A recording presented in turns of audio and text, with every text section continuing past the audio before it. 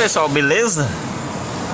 Hoje eu vou falar uma dica para você que tem um Siena, um Palio, essa família Fiat e tá com uma batida na suspensão e não sabe onde é, tá bom? É muito comum nesses carros o batedor dele estragar e ficar batendo a parte de cima, que é essa parte de plástico aqui, ó.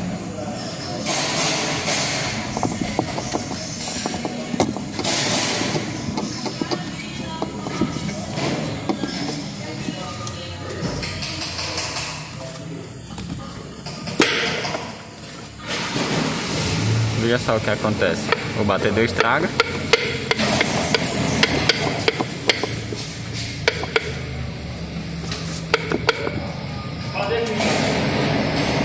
E fica batendo lá em cima.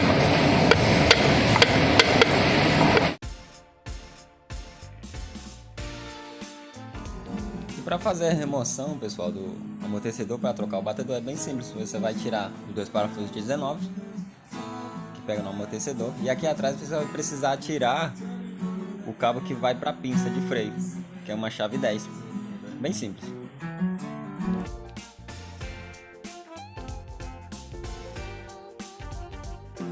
E na parte de cima do amortecedor também é bem simples. Você vai soltar esses três parafusos 13 milímetros.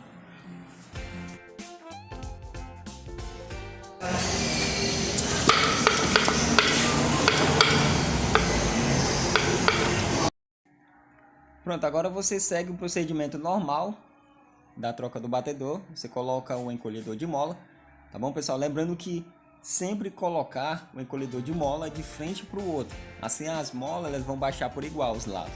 Fica bem melhor de fazer a troca.